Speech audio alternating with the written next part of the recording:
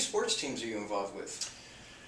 Well, I guess it varies a little bit, but currently, well, I've been helping out with our local high school in Lafayette for close to 10 years now. Yeah. Acalanes High School.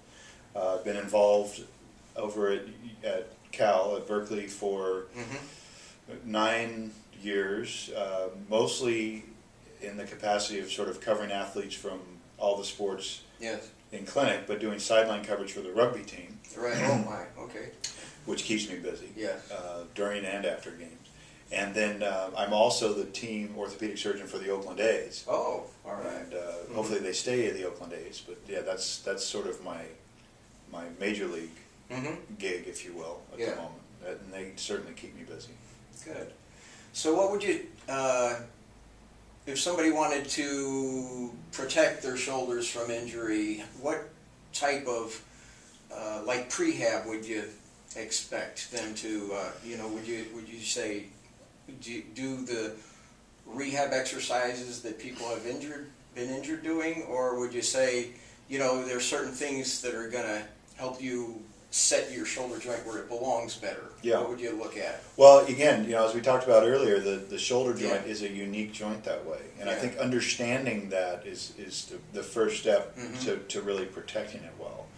And if you can divide the shoulder function, the shoulder muscle function, into two groups, you're going to have your rotator cuff and your scapular stabilizer muscles, those tiny muscles. Yes. And then you're going to have your big muscles, like the trapezius, rhomboids, deltoids, pectoralis, latissimus, all those big movers that are in the muscles that we like to build and show off into two groups. And if you only focus on those big muscles, trying to make them big and strong, you can imagine you're effectively trying to rip the ball out of the socket, because doing those types of exercises do nothing for those little rotator cuff muscles. Right. And so they get weaker while the other ones get stronger and can destabilize you. So the number one thing is to understand, look, I got these rotator cuff muscles, these deep muscles that help stabilize my shoulder in there, that are only going to be exercised if I do certain exercises in a certain way, and that needs to be incorporated into my routine. And the simplest way to do it is to do the types of exercises that you did when you were recovering from your rotator cuff surgery that help strengthen the rotator cuff muscles and the scapular stabilizers. And they're easy enough to do, as you know. Right, exactly. They're a little bit more boring than the others because you can't see the results the same way. But it'll keep your shoulder healthy, I can guarantee it. It'll keep your shoulder healthier and allow you to continue to develop what you need to. Because it's not just tears in your rotator cuff or things like that. It's impingement type symptoms or tendinitis that develops that can be really debilitating and kind of set you back from what you want to do with your workout routine. Do you think a lot of that comes from an inequality or an imbalance, from the pushing and pulling muscles? Like a lot of guys like to do bench press with 400 pounds and they can't even one-arm row a 100-pound dumbbell, So, they're like twice as big here as they are back here. And so creates impingement and tightness and everything else. Yeah, that's another thing too. And I think it's very difficult without any help from somebody that knows what they're doing to do all that kind of stuff on your own. It's really helpful to have a trainer or a coach that understands it, particularly somebody like you that really understands it. That can kind of keep them balanced with their routines and shake things up and do things differently and make sure all the muscles are being hit.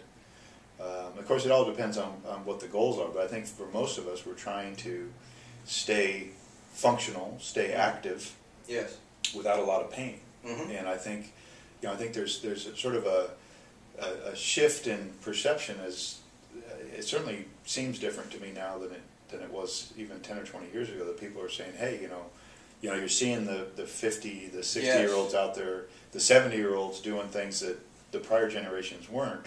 Saying, wow, geez, if I just put a little effort into it, I might be able to do that too. I don't necessarily have to get on the lazy boy with my fuzzy slippers at this point. I kind of found out that I can't do some of the things I used to do when I was younger, even though I move better now because I've been functionally training instead of bodybuilding.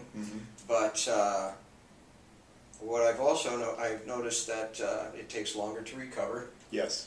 And if I try to push something too far too fast, I wind up visiting you and saying, hey, guess what? I can't move my arm, so what do I need to do next? So what would be like the ages where you would say instead of training heavy, twice a week, you go to once a week, and then you give yourself plenty of time to recover? What would you say about that? Yeah, it depends on how you define heavy, but Yeah. I sort of shudder because I used to be one of those guys. I mean, I was a kind of an undersized athlete trying to, make it in Yeah, sure. Division I and pro, and so I worked really hard, and I was definitely a product of your 80s bodybuilding where, Yeah. I was trying to bench press as much as I could, which is kind of silly when you Not think great about if you want to throw a baseball. as a pitcher. Yeah.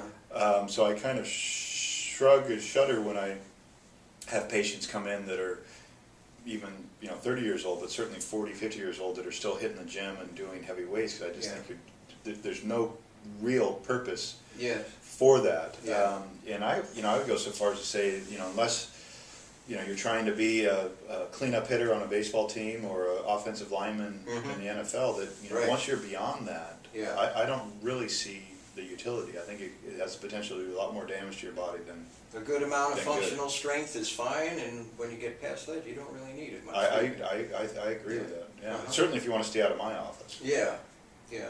Well, I like kind of there's certain exercises I consider, like save your life exercises. If you're, hiking and you're hanging off that tree branch on the edge of a cliff, being able to do a pull-up and get yourself out of that would be a good idea. Yeah. So, those are the kind of things I like to be strong at. And, and plus, you still want to look nice when you're older too. Sure.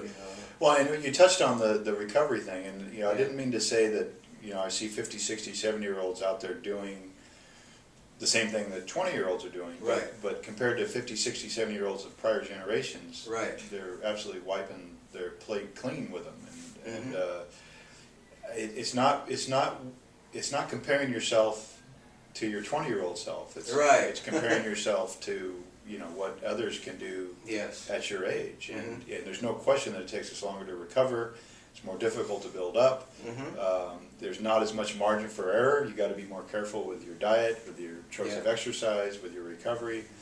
But if you're up to the challenge, I think there's still some pretty good rewards. Yeah.